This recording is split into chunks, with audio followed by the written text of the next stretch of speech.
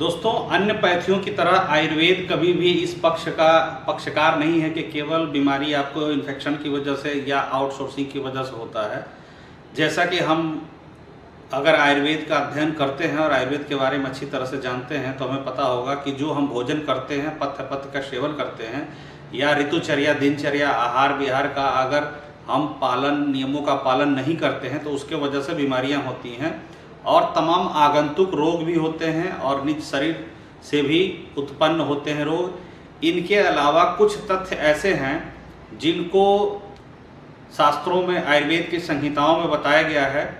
आयुर्वेद के रिसर्चर यानी ऋषियों ने बताया है कि वेगों को, कुछ वेग ऐसे होते हैं जिनको धारण करने से भी हमारे शरीर में तमाम बीमारियां व्याप्त हो जाती हैं और ऐसे असाध्य रोग के रूप में प्रकट होती हैं जिसका हम कल्पना भी नहीं कर सकते हैं।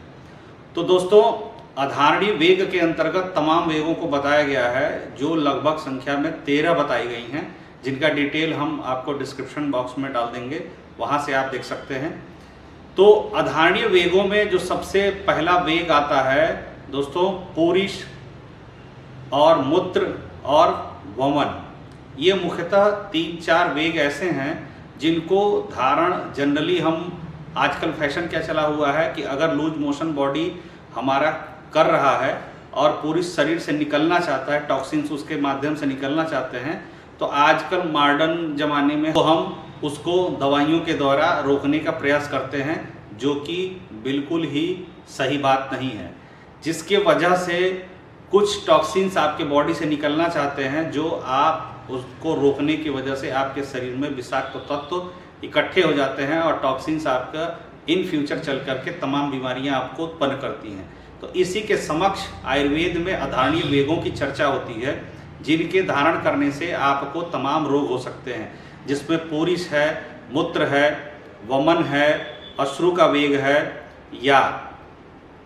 यहाँ तक कि रेतस यानी शुक्रज वेग भी रोकना, यानी सीमन के वेग को भी रोकना अधारणीय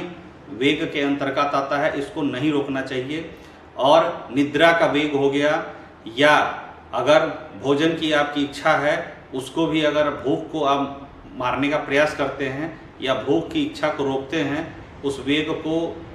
धारण करने का प्रयास करते हैं, तो आपके शरीर में तमाम बीमारियां हो सकती हैं। दोस्तों, पूरिश यानी आपके शरीर में जो स्टूल है, यानी भोजन के पश्चात जो मल त्याग की प्रवृत्ति आती है, उनको धारण करना बहुत ही गलत बताया गया है, जिसके वजह से तमाम बीमारियां आपको हो सकती हैं।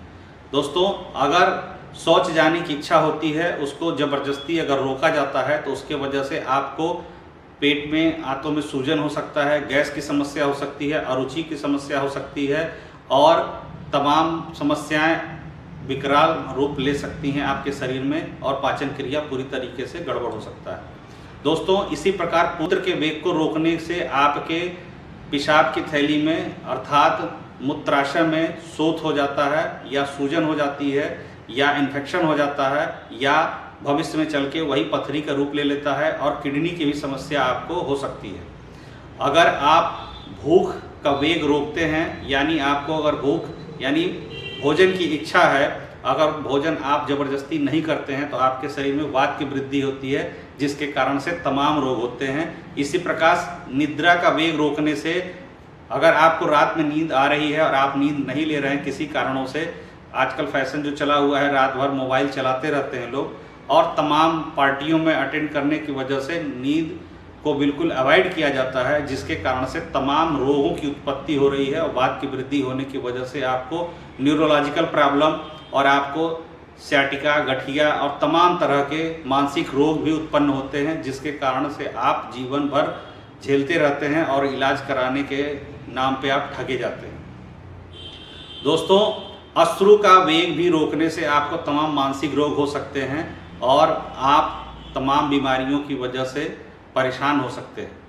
दोस्तों, वमन का वेग कभी भी रोकने का प्रयास नहीं करना चाहिए। अगर आपको फूड पॉइजनिंग हुआ है या आपकी बॉडी टॉक्सिन्स आपके स्टमक में है और आपकी बॉडी उसको बाहर निकालना चाहती है, तो कुछ वेग तक आप उसको निकाल सकते हैं। एक्सेसिव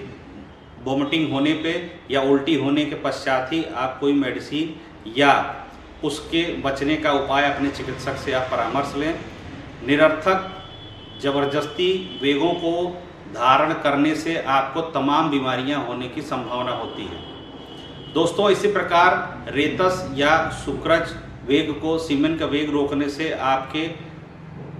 टेस्टिस में दर्द हो सकता है, पेट में आपको परेशानी हो सकती है, या आपको तमाम वाजिकारक रोग या सेक्सुअल प्रॉब्लम आपको हो सकती हैं। दोस्तों, इसी प्रकार सरल सामान्य भाषा में आयुर्वेद और आयुर्वेद से जुड़े हुए तथ्यों को जानने के लिए आप अपने चैनल वीडियम आयुर्वेदा को लाइक करें, सब्सक्राइब करें और ज़्यादा से ज़्यादा वीडियो को शेयर करें और अपने विचार कमेंट बॉक्स में देने का कृपा करें। धन्यवाद दोस्तों।